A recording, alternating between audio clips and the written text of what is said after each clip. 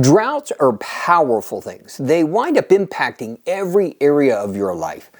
And whether a drought is spiritual or relational, or in this case, literal, they create a form of bondage. They're so limiting, you get to the point you can't even look to the future. There has been a drought for several years, and God says to Elijah, tell the king, I'm sending rain. In other words, it's like God is saying, I'm bringing the breakthrough that people are looking for. I'm bringing the change that people need so desperately. And Elijah has such confidence. He basically says to the king, if I were you, I would hurry home because there's a big rain coming.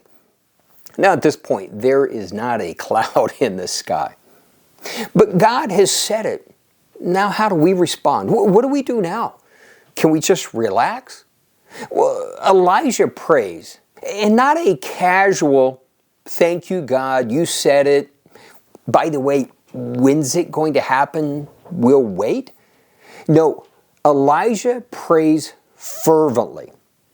He's not just on his knees praying. He has his head between his knees, praying intensely. He's committed to seeing God's promise come to fulfillment, to seeing that breakthrough, the circumstances change. And then he sends his servant to look. And the servant comes back and says, nothing's changed. There's nothing there.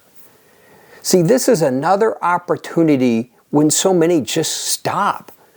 But Elijah doesn't. He continues to pray fervently, intensely, again and again and again.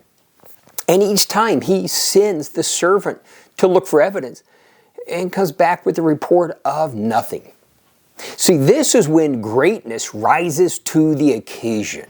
That Elijah demonstrates this full commitment to seeing the job completed, to carrying it through to completion. And finally, after the seventh time, the servant comes back. He says, well, there's something, but this can't be it. I mean, it's just a tiny cloud about the size of a man's fist. I mean, it's not enough to really change anything. But Elijah saw it differently. Elijah saw it as the beginning of God's promise being fulfilled. He saw it as the beginning of God at work. And so Elijah now, what does he do? He gets up and he runs. Actually beats the king back to the palace. And that tiny little cloud, that tiny little beginning of God's breakthrough became a massive storm that watered and transformed the entire land. See, that's the way God's breakthroughs work. All they do is they start with just a tiny little thing, a tiny little breakthrough that becomes this massive impact. That is the hidden mystery of our relationship with God. That He is majestic. He's all-powerful. But He actually desires for us to be active participants in His work and what He's doing. That He looks for us to be a part of all that He's doing. That God actually has things that He has desired and ordained, and He desires to hand the baton, so to speak, to us, that we would be the one to carry it to the finish line.